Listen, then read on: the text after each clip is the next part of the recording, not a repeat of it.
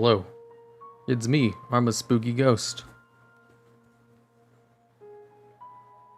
Today, we will be reading some World of Warcraft scary stories. Time for Spooktober. Okay, I only have 4 spooky stories set up, and only tangentially.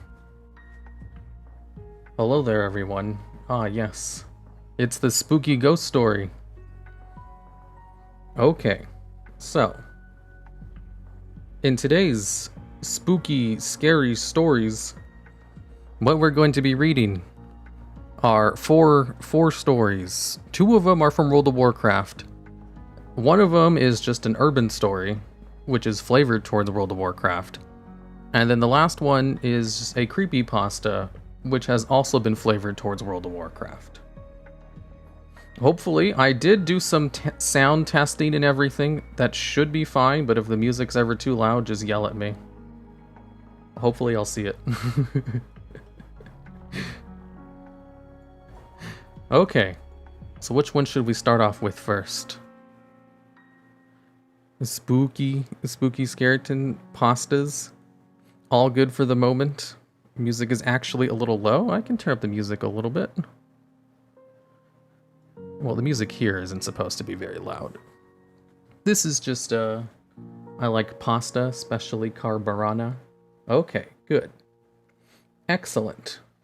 So, let's get started. Actually, let's see, which story should we do first? Does anyone want to hear the legend of Stelvan? It's definitely going to be one of the ones read, but it's not going to be very long. I know the legend of Stelvan, like, to death. Yes? I guess it's good to start off with an actual World of Warcraft story. Hello, Hiru. Hello there. It's me, a spooky ghost. The spooky. Okay. Let's go over to the legend of Stelvan. Hello there. Hopefully the music on this page isn't too loud. It shouldn't be. I did some tests. Is this the Mismantle one? You see, the legend of Stelvan, it's not really a scary story, but more famous for its creepiness. So, let's get started. Stelvan. In this story, we'll be going over the legend of Stelvan, which was the subject of a very large cross-continental quest chain back in Vanilla WoW. This quest would start off with this. Last night, a horrible disturbance rippled through my veins. I sensed that my granddaughter, Alyssa, was in great danger. I consulted the cards and death stared up at me from the table.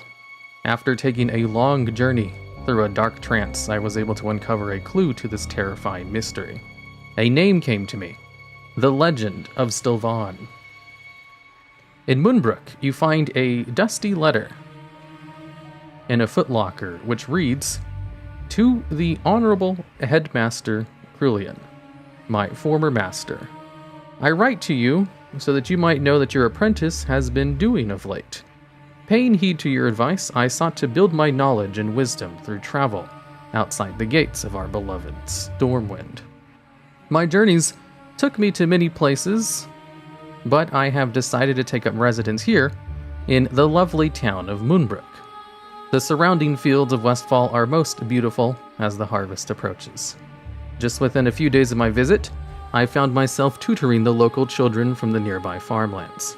The lessons went so well that the town mayor commissioned me to run a school, and construction has begun on our brand new schoolhouse.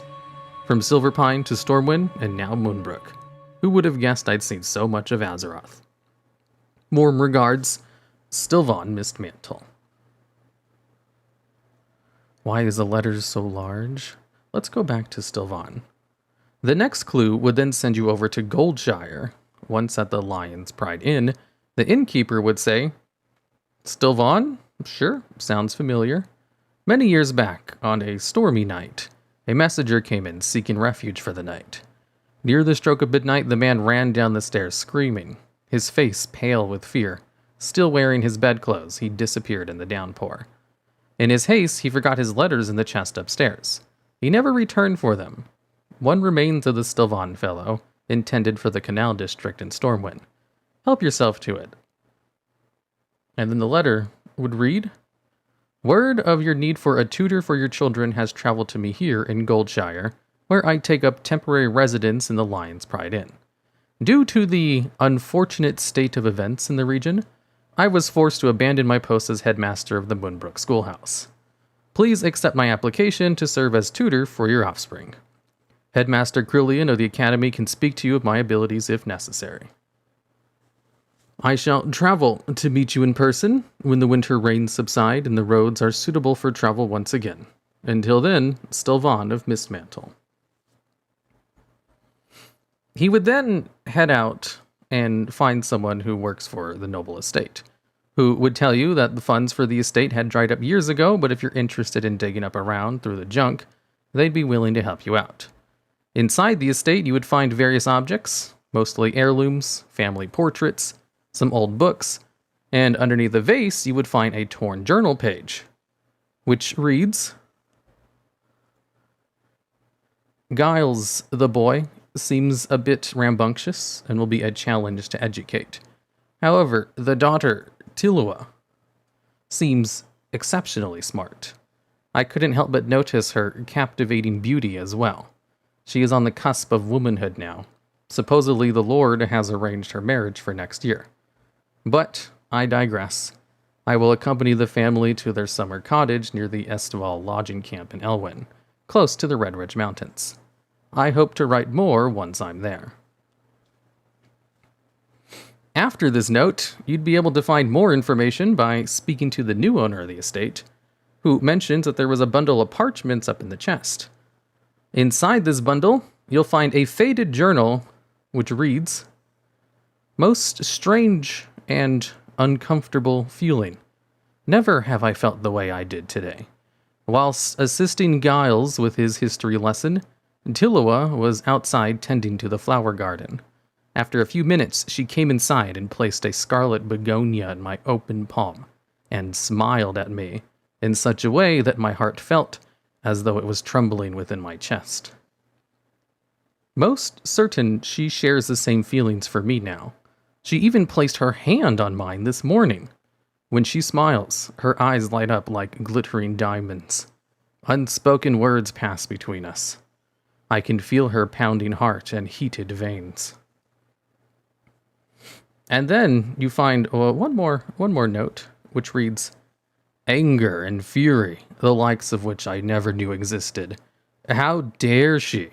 As I was instructing Giles in the meaning of numbers, Tilua appears before me with a suitor, holding hands in public nonetheless. What an uncouth young man. Rather than introduce me properly, Tilua simply said, Oh, that's just my tutor, Uncle Stelvan. He's a nice old man. Old? At that word, my cheeks flushed with heat. I am but a few years older, and yet she betrays. Downward spiral of despair. First she mocks me, and now she is engaged. This ungrateful charlatan was pretending to love when she truly desired to hurt me all along. A black void lurks within me now, and it grows with each waking moment. The blood I shall spill pales in comparison to the tears I have shed. After this final letter, Stelvan went on to murder the entire family, as well as everyone else in the residence, leaving no witnesses. And the entire question was basically finally finding out what happened. When to uncover the crimes of Stelvan Mistmantle, you'll then be sent to Darkshire in order to finish him off. The Stelvan questline is just an excellent story of a tutor falling in love with his student because she was nice to him, and that he just took all her actions the wrong way.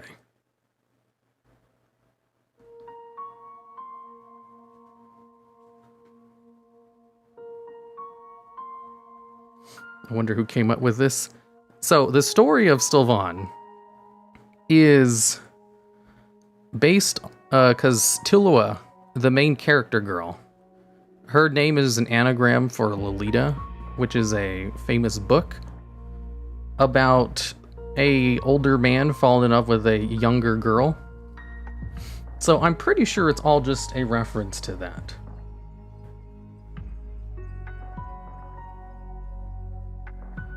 Take a hold of your YouTube manager. They're going wild on Twitter. Let me see.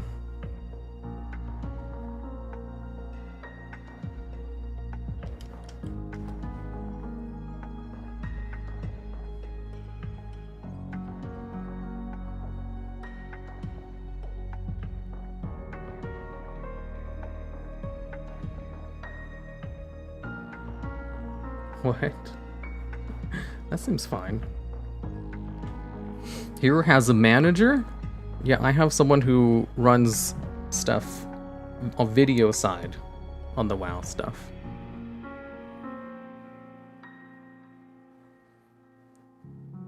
She was the edge of womanhood. That's pre-puberty. Is that what that means? Oh man, that's kind of creepier than I thought.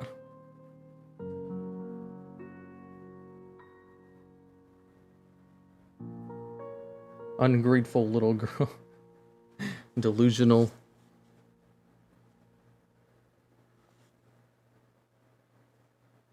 Okay, give me a second. I need to drink some water real quick.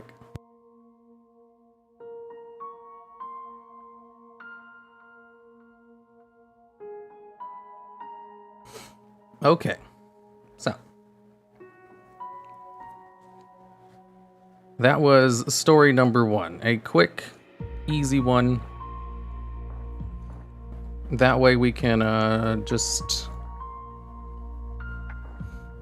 get things started. Okay, studio mode. Man, I don't know. You guys are adding some extra stuff to this that I don't think was probably part of it, but maybe it was. Who knows if that's intentional. I mean, the quest is already intentionally supposed to be creepy.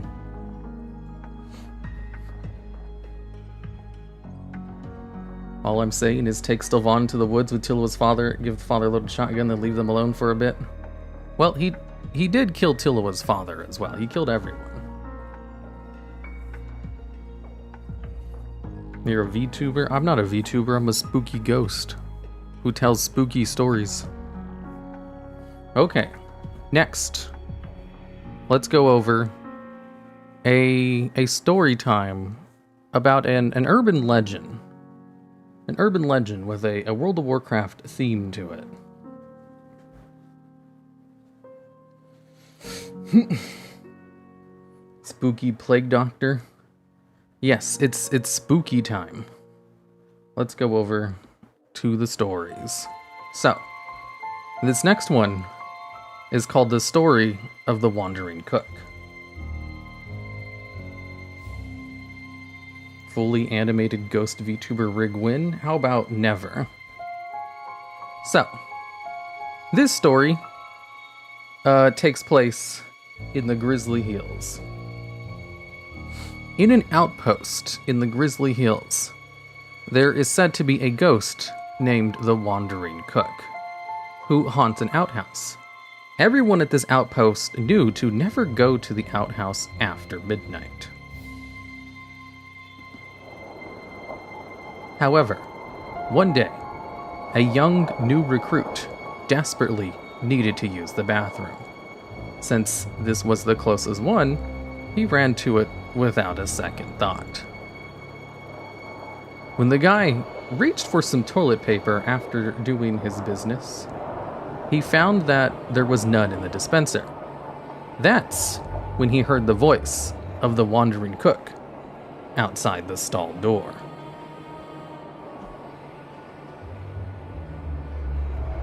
Do you want red paper or blue paper?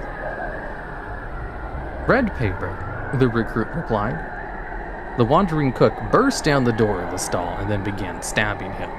He didn't stop until every inch of his clothing was stained red from his blood. Many months passed. Yet another, fresh, new recruit found himself in desperate need of needing to use the bathroom. While he knew about the unsolved murder that had taken place near the outhouse, He was too desperate to find another bathroom. When he finished his business in the outhouse, he found that there was no toilet in the toilet paper dispenser. Do you want red paper or blue paper? The wandering cook asked, lurking outside his stall. The young guy remembered what had happened to the other guy who had answered red paper. So he answered blue paper. And the guards found him dead in the stall the next morning.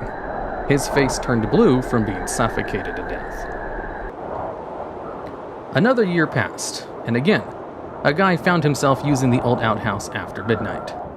Knowing the stories of the guys who had been killed, this guy brought his own paper to use.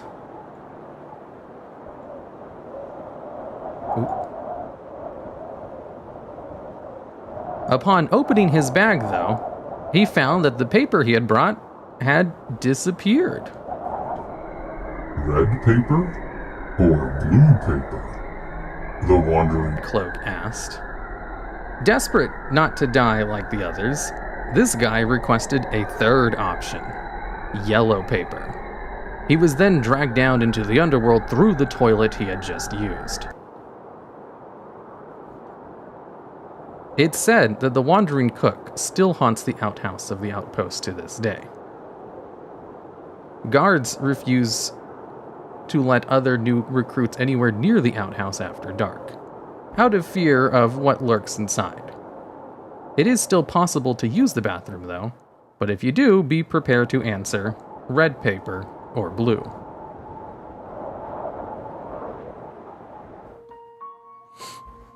Was the music too loud on that one? Okay, let me fix that, because I think I used that music again in another one.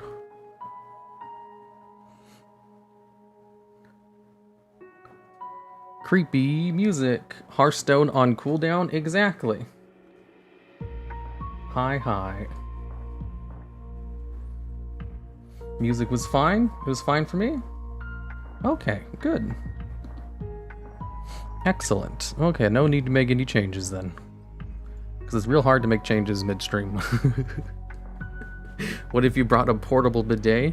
Basically, what you do is just not use the bathroom at night. There is no correct answer. There are some stories in which you can simply not reply and the ghost would go away. And there's other stories where if you do anything to try to trick them, the ghost will kill you no matter what.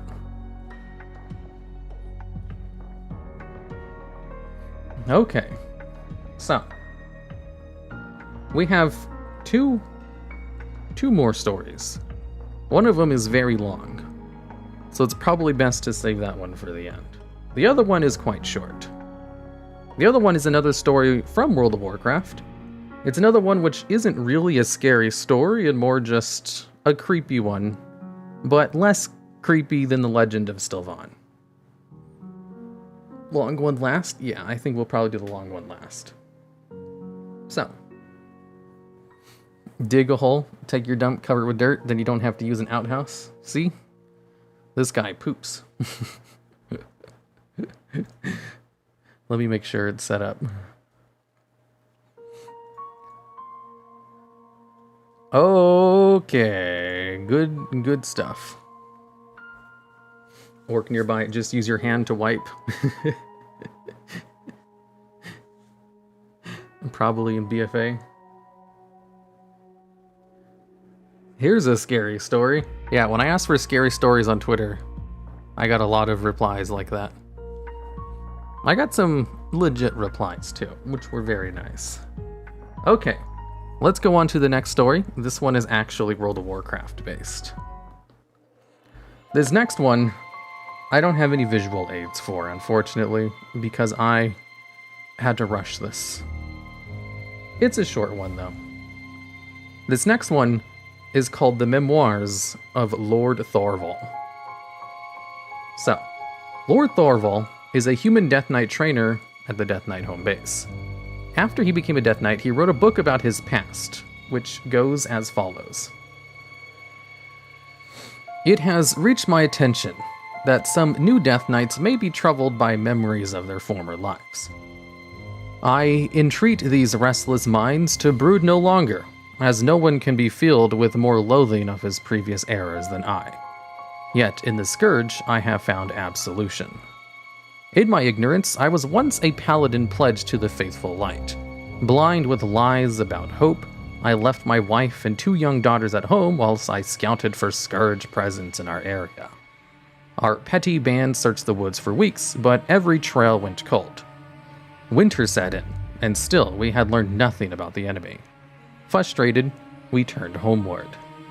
Ascending the hills revealed a terrifying vista. The village lay burnt and deformed. I ran to our house. A makeshift bolt had been nailed across the outside of the door. Too distressed to wonder at this, I burst in to find the remains of my family prostrated at my feet, charred beyond recognition. I turned away in anguish and beheld the gashes in the door where they had crawled in panic. The smallest scratches had belonged to the youngest. I later learned that in our absence, rumors had flown that a plague bearer was hiding around the village. The Scarlet Crusade had set to it that every last inhabitant was rounded up and burned alive. Unthinkable though their cruelty was, I found the same flowing now stirred in my breast. I yearned to hunt down the Crusade, to make them suffer the rage of my blade. Eventually, I was made to reassemble with the rest of my party. I sensed my own despondence and fury in some of the others, but the leaders ordered us to continue to the nearest remaining waypost. Not long after nightfall, we heard the ominous crackling of the undead echoing from the trees, and a wave of scourge overtook us. Mechanically, I slew them, but for each of the fallen, 2 more crawled from the hills. We were caught in the same tide of scourge we had been hunting, only now we were broken and unprepared. My allies were succumbing to their wounds and exhaustion. There were too many scourge to resist now. As the blows came, I remembered in these woods with my daughter. It filled me with hatred. Why must such memories exist? They were an illusion, serving only to distract me from the reality of pain and disillusion. My daughters were dead, and the field overrun with scourge. Death is the only real end to any mortal tale. Wielding power to protect leads innumerably to failure. Success meets only those who use it for a different end. Then and there, I swore allegiance to the Lich King, the herald of victory in our age. He purged me of the hateful human sensations that had tormented me. I was reborn as a Death Knight. There is no force to which my brethren and I will fall. There are no defeats bitter enough to test my icy resolve. Cleansed by the scourge, I stand ready to situate my lust for death through the length and breadth of Azeroth. So, this was the story of Lord Thorval, who, despite claiming such allegiance to the Lich King, actually was one of the Death Knights that turned against him at the end of the Death Knight intro quest. And he now trains other Death Knights who turned against the Lich King. So I guess he wasn't that into serving the Lich King. But it just goes to show how terrible the Scarlet Crusade are.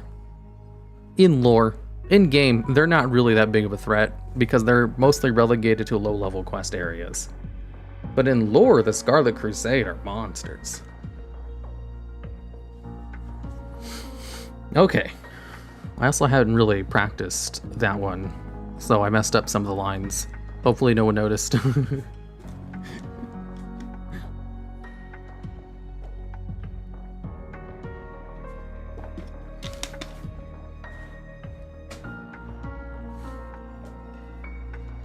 Here, since you seem to be in storytelling streams, can you tell the longest joke in the world on stream? Yeah, I was planning on it one of these days. But for now, I'm a spooky ghost telling spooky World of Warcraft stories. You good, bro? Yeah, I'm pretty sure no one noticed that I totally just said a made-up word in one part. Lillian would get rid of the Crusade for you. Lillian was one of the Crusaders. Okay. So, we have one story left. This last story is definitely the longest of all of them. I did want to have more than just 4 stories. However, I only had a paltry amount of time to set it up. I only spent about 4 hours working on it, which is nowhere near enough time. But whatever, this last story is pretty good. I just wish I had more visuals for it. I have auditory processing issues, so I can't tell if you screwed up a word. Well, that's good. Good job? Why, thank you, Planner Guru. Not playing D2 quite spooky? Who says I haven't been playing D2? Today is the day for spooky stories. So, this last one is called The Antlered Road. Let me move this out of the way, because I can't get my script up. There it is. We appreciate the scary stories anyway. Excellent. For this one, I really need a prop. Let me look online for this prop real quick. I'm sure you guys don't mind waiting for a second.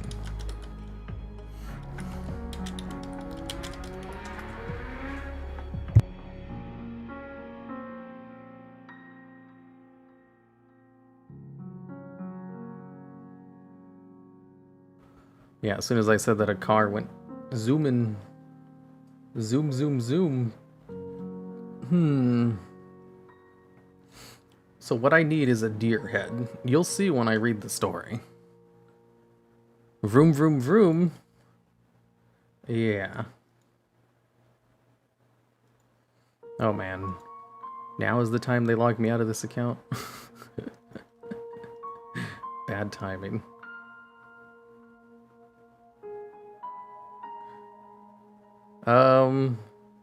This works.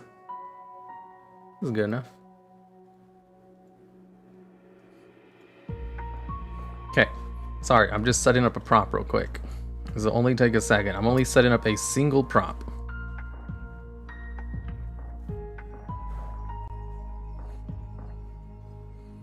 This is what I was doing when I was delaying the stream for 20 minutes. I was just setting up all the props.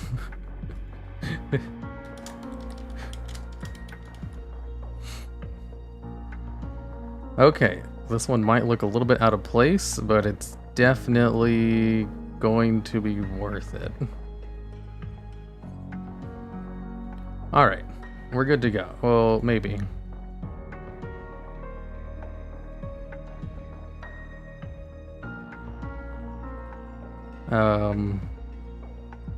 Are we good to go? Oh no.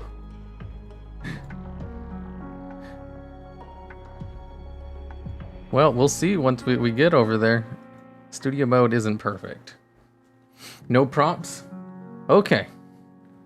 I'm shitting myself? Excellent. That means we're telling excellent, scary, spoopy stories. Okay. So for this last story, it's called The Antlered Road.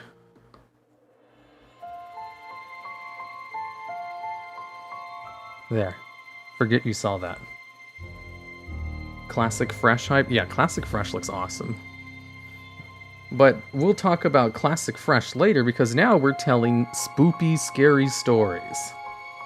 So, this next spoopy, scary story is told from the point of view of a human traveling along a road near Duskwood. So, let's get started. There's a town... Oh wait, let me move this around a bit. That way it's easier to see. So, there's a town they don't tell you about. A town far out of the way. And for this story, the name of this town is not important. What is important is a landmark, which is very prevalent along its roads. And that is a series of antlers hanging from trees. If you ask the locals why there are so many numerous antlers hanging from the trees, they'll tell you it's to keep track of certain landmarks, or just to make the travel less boring through the area. But the real reason is something they'll never tell to an outsider.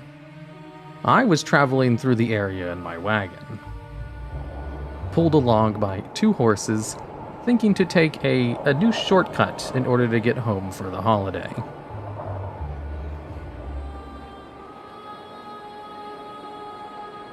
I've heard nothing but good things about this town on the road. And the roads were kept safe by the local guards, which were quite numerous. There should have been nothing to worry about. My road trip was nearing its 3-hour mark when I decided I needed a small break to stretch my legs, get some fresh air, so I pulled over to a small clearing by the side of the road. It felt refreshing being out in the countryside when I noticed something unusual up ahead. There was a sign in the middle of the road which seems to have been written rather recently. Describing the path ahead was currently down due to a landslide that happened last night, and to just take the path on the left, as it would eventually round about and go in the same direction anyway. Great, I thought. Just what I needed. This was probably going to extend my trip by at least an hour and a half. The change was immediately noticeable. The road was full of potholes and cracked, overgrown bushes. It looked like nobody had traveled down this path for years. Maybe nobody had. After all, I could think of a few reasons as to why anyone would ever come out here. Massive pine trees now surrounded me on both sides, and the road had become significantly more narrow than it used to be. 30 minutes had passed since I entered this road, and I sat there in silence. That's when I first saw it. A large pair of brown antlers were nailed to a tree and to a couple of yards in front of me. I almost didn't register as they grew closer. I would have probably chalked it to my imagination if it weren't for the second pair of antlers on a different tree, just a short distance ahead. I slowed to get a better look. This set of antlers spotted a particular pattern of black stripes that ran diagonally down the pair. Across the road, my eyes laid on another set of antlers. These ones were cooled in bright blue polka dot pattern. I noticed another pair, and these ones were bright red in color. More and more of these seemed to come into view, each donning their own unique color and pattern. The forest was full of them. How strange, I thought. Must be part of some local ritual or something, I quietly mumbled under my breath. I sat in my wagon for a few minutes, looking around at the various pairs of antlers that surrounded me. As I continued down this seemingly endless road, more and more antlers seemed to emerge. As more of them came into view, I began to question their authenticity. Surely, there couldn't have been this many moose in the whole area. Did they import thousands of antlers just to hang them up in a place where virtually nobody would ever come to see them? The more I thought about it, the more I seemed that something might be off. But I kept on moving. As I made my way down the road, I noticed less and less of the colored antlers. Most of the antlers past me now were just the normal tan or brown tan antlers that they came in. Occasionally some blue or green ones would appear, but the majority of them were now just their natural color. To my utter disbelief, I saw a building rising in the horizon. A bright red barn contrasted to the dense murky forest surrounding it. And next to it were the signs of a general goods store. I hesitated for a moment. It couldn't hurt to resupply. I mean, who knows how long it would be until the next time I got a chance. And I certainly didn't want to be stranded out here in the middle of nowhere, delaying my trip even further. The store crept closer and closer until I decided to pull over. Better safe than sorry was the reoccurring thought in the back of my mind. I pulled up to the front of the store and stepped out of the wagon. The atmosphere in the forest hit me like a brick. There wasn't a single sound to be heard. No birds, no rustling of trees, no wind. It was eerily quiet. This filled me with a sense of unease I didn't know I was capable of. It was like something deep in my mind, some primal instinct kept warning me of something. I nearly got back in my wagon to keep driving, but reasoned that there was nothing to be afraid of. I told myself I was being silly, and I shook the feeling as best I could and headed inside the store. Just as I was about to enter, my eyes noticed something shot in the distance. It was a massive pine tree. It looked ancient. The pine had slightly more gray and worn out bark than all the others, and it towered above anything else I'd seen in the forest so far. But that's not what made me stop dead in my tracks. After all, I'd seen larger trees before. No, what sent chills down my spine was what was staring back at me. Up there, situated maybe 3 yards off the ground, sat a large pair of brown antlers. They were different from the rest. On both sides, close to the middle, were 2 painted-on eyes. They were outlined by a dark crimson coloration that seemed to have seeped further down the antlers. The amount of detail in the eyes made me question whether or not they were real for a second. I stood and watched as they ominously stared back at me. It felt as if they were going to blink at any moment. I was finally able to divert my gaze, and I headed inside the store. The inside of the store was a whole other story. I don't know how I didn't notice it from the outside, but the store was completely empty. The floors were a bit dirty, and a nasty mold had started growing on the ceiling by the corners closest to the door. But other than that, the store was in pristine condition.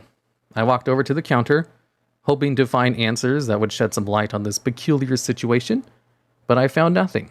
No signs of life. I was dumbfounded. What had happened here? I quickly turned around and headed for the exit.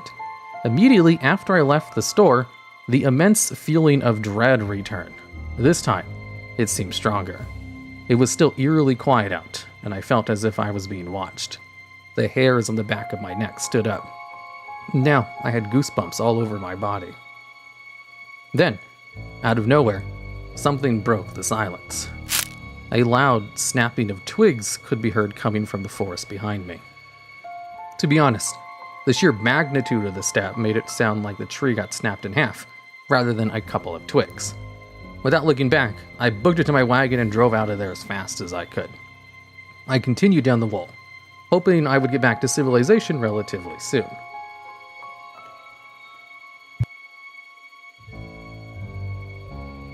Oops, sorry, my throat. I must have been going for what felt like an hour. I still couldn't shake the feeling of being watched. How long was this road supposed to be again? I should be nearing civilization any time now, but I only saw signs that would indicate otherwise. The forest seemed to grow thicker, and the trees taller. I started hurrying the horses to go faster. I just wanted to get out of this damn forest at all cost. A heavy overcast now loomed above, which didn't exactly help the situation. The thick clouds preventing sunlight from shining down, and the woods fell unusually dark for only being 4 o'clock in the afternoon. As I drove, I saw more antlers stuck to trees lining the road. Each one looked more ominous than the last. I could have swore a few of them even had dark and thick, vicious liquid dropping from them. I looked behind me to see if there was anyone on the road, but I saw nothing. I swear, I only took my eyes off the road for a second, but that's all it would take for me to hit whatever now laid in the middle of the road. My wagon came to a screeching halt. I brought out the lantern and illuminated a large furry mass that had strewn across the road, blocking it in its entirety. It took me a second to realize what I was looking at. Man, I really need a drink of water. I'll be right back.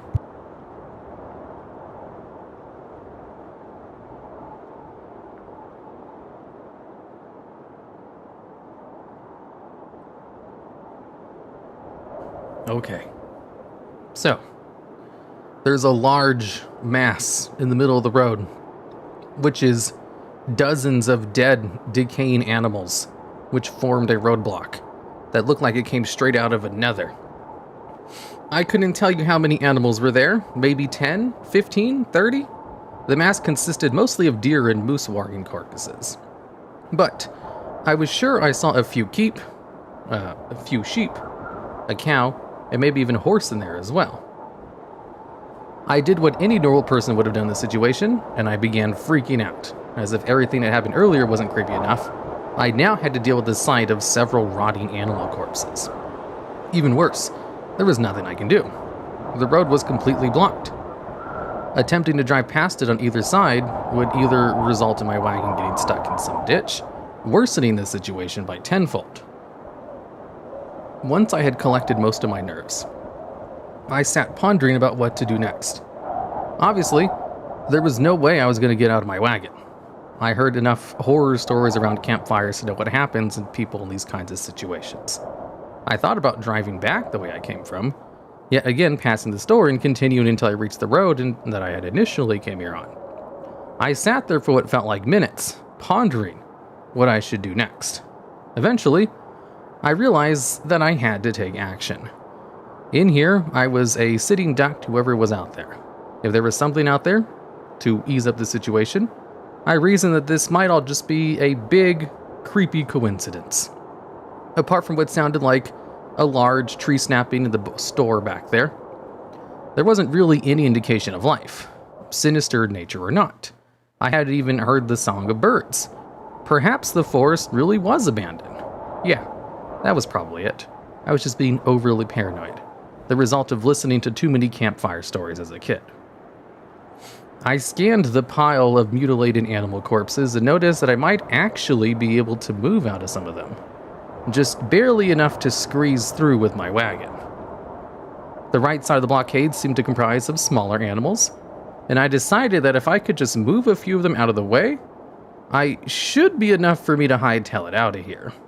I reluctantly opened my wagon door and stepped outside, and immediately regretted my decision. The smell. Oh God, the smell. It was 10 times worse up close. I don't know what I expected, but the smell of dozens of rotting animal corpses didn't exactly go easy on the nose. The stench of the decay made every fiber of my being want to puke. I took a couple of deep breaths and made my way toward the pile. Halfway to the pile, I jumped as I heard the recognizable sound of wood snapping in the distance, the same sound I had heard back at the station. I kept walking. Unsurprisingly, the closer I got to the pile, the worse the smell got. Despite this, I pushed through and grabbed the hind legs of a deer, and began dragging it out of the way. Another large snap sounded, this time way closer. I paid no attention to it and strenuously tugged at the decaying deer wagon carcass. Then, there was much heavier animals, but I managed to drag it off the road, just as another loud snap could be heard, this time even closer. I recognized the distinct sound of it from a tree cracking, and I saw a tall pine tree fall out of the tree line and land on the road I came from, a small distance behind my wagon. Whatever was responsible was closing in. My heart sank at the thought. I was suddenly filled with a sense of urgency as I grabbed another set of animal legs and desperately began tugging. A new set of twigs snapped, this time alarmingly close. I looked back to the dense woodland next to my wagon and saw the dark, shadowy silhouette of something big moving through the underbrush. I could feel the panic start to set in. Through sheer adrenaline-infused strength, I launched the deer off the road. That was when I was about to turn around and head to my wagon. I heard the sound of heavy footsteps behind me. I could feel the ground shake with each step, but the crackling of the sound, I could tell that they were behind now what made on the dirt road. I stood, frozen in fear. A large exhale slithered out of the thing behind me. The sound reminded me of a snorting horse, only more guttural and distorted. The heat of the thing's breath had reached the back of my neck, and I wanted to scream at the top of my lungs. My heart began beating so fast that I thought it was as if it was going to burst out of my chest. I finally mustered up the courage to turn around, and my eyes were laid upon the most gruesome monstrosity I'd ever seen.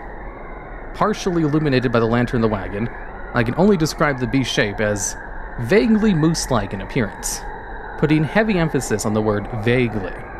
It was large, very large, at least double the height of my wagon, along with 4 hooved limbs, 2 large hairy appendages protruding from each side of its torso, reaching down to the ground. They resembled almost the legs of a spider, and along its back were a large ridge of spines that had protruded through his monster's thick hide. The creature had no eyes. No real ones, anyway. Instead, 2 large oval marks seemed to be painted on his antlers. Before I had a chance to react, the bestial figure screeched and began rapidly crawling towards me. When I began crawling, I mean it, with each of its limbs bent down at awkward angles, began unnaturally scurrying towards my way. It was fast. I could hear the snapping of bones coming from creatures as it moved. Each appendage seemed to have a will of its own, dragging the rest of the monster with it. It looked unnaturally contorted. In an act of pure desperation, I ducked into the pile of rotting animals behind me and buried myself deep in the decomposing flesh, hoping that the creature would eventually lose track of me and give up. In retrospect, probably wasn't the brightest idea, but I figured no chance of outrunning it, especially not in this dense woodland. Whatever this thing was, it was perfectly adapted for the pursuit through the deep underbrush, something I was not. My sanctuary didn't last for long as I saw one of the spider-like appendages strike down in the flesh right next to me. It was on the verge of tears at this point. There was no way I was going to get out of this situation alive. I felt truly doomed. Another appendage struck down beside me. It was going to find me eventually, and the situation seemed hopeless. I watched in as horror as the deer wagon carcass had been hiding in under effortlessly tossed aside by the creature. I could see it in even more detail now. It had noticed me. The beast tilted its head downwards, and I could feel the artificial eyes and the antlers staring into my soul. An ear-piercing screech left its body as it raised one of its appendages and wrapped it around my foot. I noticed that at the end of the spider-like leg attached with a pair of sharp opposable claws. The claws dug into my leg and I let out a scream of excruciating pain. This was how I was going to die. The creature opened its mouth, and I was presented with a rows upon rows of sharp yellow teeth.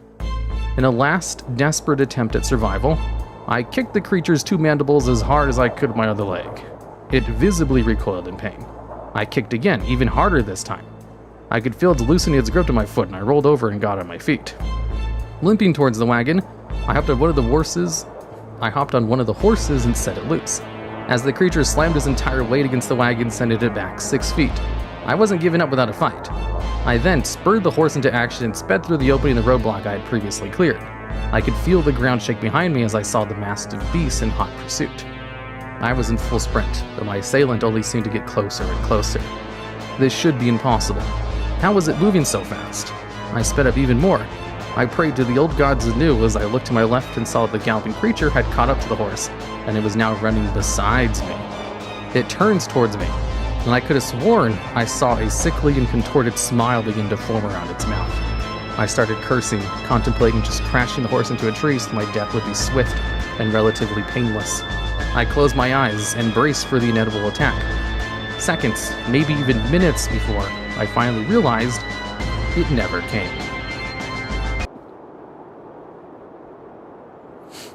I was completely fine, still riding along the road. I looked back and saw the creature just stopped in the middle of its tracks. It was standing there as if it had suddenly decided it wasn't worth the effort. I also noticed the strange antlers on the trees on both sides of the roads.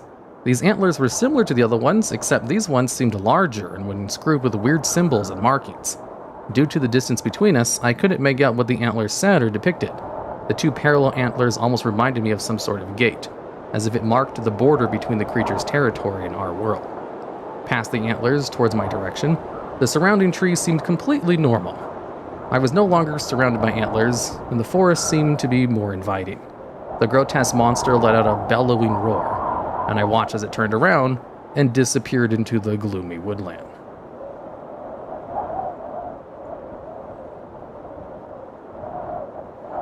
That's not the end of the story. After a short while, I was met to the main road, and I was relieved beyond comprehension. Eventually, the surrounding forest seemed to ease up, and after a few minutes I was reunited with the scenic valleys and subplain landscapes that I had previously ventured on. Later on, I went to the nearby town and told the guards what happened. I expected the guards to think me mad, but they just looked at each other with a solemn expression and told me that I was probably just tired and just scared from the bear I just ran away from. Eventually, realizing the guards were going to be of no help, I decided to get on my way and went to an inn to stay the night and get some rest. The man running the inn seemed to be rather old, so I asked him if he knew anything about the random store in the middle of the wilderness. Once I mentioned the red barn, his eyes went dark and he started looking side to side. After a while of debating whether or not he should open his mouth, he reluctantly told me that people, especially outsiders, weren't supposed to go there.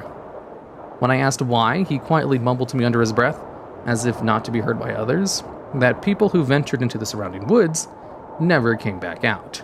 Apparently, this had been going on for decades. When I asked him why they didn't just close down the road, he told me that the town tried doing that 20 years ago, but then it just led to the disappearances happening closer and closer to the town. As a result, they kept the road open as if to please whatever malevolent entity that called that forest its home. I tried further prying on the subject, but he refused to elaborate. After a while, I thanked him and went to my room. I don't know what to make of all this. People in the town seem to know something about the forest that they aren't telling me. The guards don't even want to go out there to investigate, whether or not my claims hold any truth. There is something off about this entire thing. For the past few hours, I've been sitting in my room, transcribing my experience as best as I could, while the memory of it is still fresh in my mind.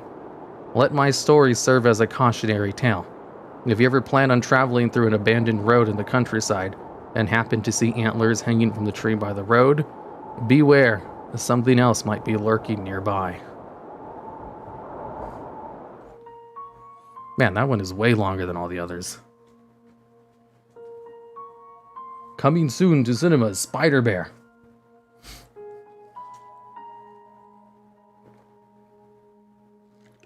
Okay.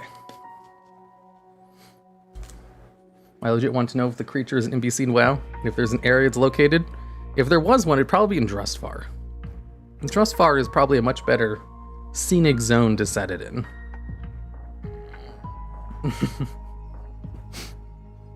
Man, I did not expect my throat to just completely dry out halfway through the story.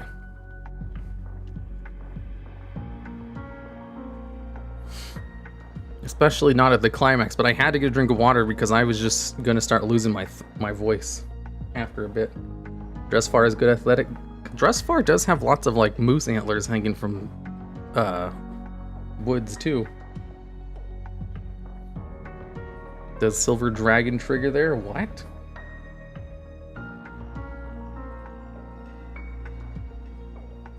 Wasn't Stitches an inspiration for this story? Stitches? Oh yeah, I guess there's... I don't know. The story of Stitches isn't very spoopy. This is a spooky story stream, not a... Stitches stream, I guess. Silver Portrait add-on thing. Where'd you get the moose footage from, though? I got that from a royalty-free website that I have a subscription to. Whenever I use assets, I only use assets that I have permissions to use or that I own the permissions to use. Like the background is a motion background I have from a website. The ghost is just one from World of Warcraft. Blizzard's super cool about letting you use whatever. And then of course, the spoopy here, let's go back to the stories. The spoopy deer head. This is just an asset I have that I pay lots of money to be able to use. Drustin Ardenwald was good, but it could have been so much better. Yeah, for sure. Alpha Chad, Creative Commons Respecter. Yeah, everything I use I have like permissions for. You know, this is all just like future-proof it. Currently, YouTube doesn't care too much, but in the future they will. Just like they retroactively started caring a lot about music in your videos. So this is just to be extra safe. I own the assets to everything I use, or have permissions to use everything else. Basically, you can use anything by Blizzard because they're totally cool with you using it for content creation purposes. Blizzard bans Hiru? Doubt it. This is, you know, whatchamacallit. You know, there's YouTubers who just watch other people's YouTube videos on streams. Streamers, I mean. That is way more copyright unfriendly than everything I do, which is all 100% legit. Hiru is extra. Can you do Stelvan's special the Halloween as a throwback? I just read the story of Stelvan, though. Asmongold's one of the biggest who does it, yeah.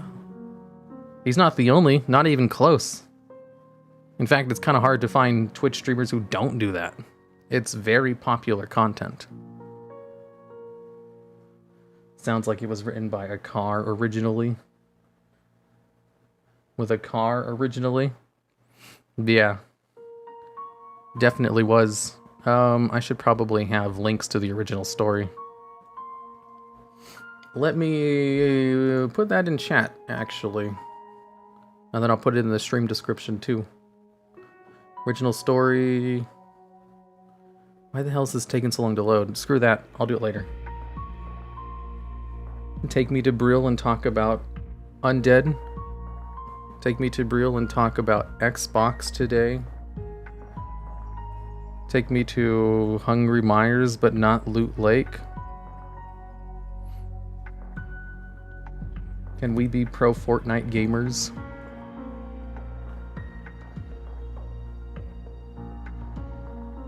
For a specific audience, even if it's admittedly probably bigger. What?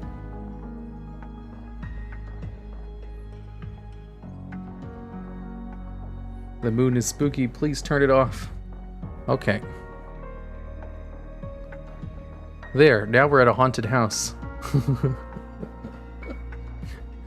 Hello everyone. Oh wait, I should probably put them in front of the haunted house. This is my house. I am a spooky ghost. Talking about the YouTube streamers? Ah, well I mean, doing, whatchamacallit. Streaming's easy. But it's fun. These ones right here take a lot of time and effort to set up. I didn't have anywhere near enough time to set up this stream, and I spent like 5 hours setting it up. I should have spent like 2 times the amount of time. I'd have so much more props to have for the story. Kill or be killed. Is that the player housing we've been asking for? Yeah. Yeah, I have another one too. Look, this one, it's more red. This is... Yeah, this one's not as good as the other one. We'll go over to this house. I'm an introvert. Streaming is definitely not easy to me. Well, I'm an introvert too. Streaming's easy. Maybe, there's lots of people use introvert as a synonymous term for shy. If you're shy, then yeah, I could see how it'd be pretty difficult. An introvert doesn't really account to streaming at all, though. Lots of streamers are introverts. I'm a huge introvert. I don't ever talk to anyone. PNG tuber, let's go. This is, I'm a spooky ghost. Oh no, I'm just shy. Yeah, that's what I thought. There's lots of streamers that are shy too, actually. Okay, well. Streaming is easy, making it interesting is the hard part. True. What I'm going to do after this is probably stream some Yu-Gi-Oh! On my Yu-Gi-Oh! Channel, which is much easier than reading scary stories and setting up props. Because that requires no work at all. I'm just playing a video game and having fun. This, you know, all these assets, setting up the ghosts and the stories and turning them into WoW ones, takes so long. Hopefully you guys enjoyed it, though. Next week, I'll probably do a choose your own adventure into a haunted house. I don't really have any other stories to tell. Any other ghost stories. Like, scary stories are not my forte. I just thought this would be a good idea for a one-off stream. Give us your money. What's your Yu-Gi-Oh! Channel? It's called The Duel Logs. Yo, Hero, can you be shy while also being an extrovert? Yeah, I'm pretty sure it's terrible for those people. Hope a lot of WoW content creators will overcome less known spooky stuff and a lot of stuff is covered. I crave more. Well, all the spooky stuff has already been covered. You'd have to make your own. Kind of like, you know, 2 of the stories I told today were just normal scary stories loosely fitted to be within the World of Warcraft universe. Remember, if a ghost ever comes to you while you're taking a potty, don't answer their questions. Don't say red or blue or yellow. Just don't say anything. And don't forget his D&D channel. Yeah, don't forget the D&D channel, the D&D logs. I like all these creative chill streams. It's a really interesting setup you got going on. Why, thank you. I hope someone likes them. Okay, I gotta go now. see y'all later. See y'all next week when I do another stream which takes way too much time to set up, which will probably be a choose your own adventure through a haunted house. Goodbye until then.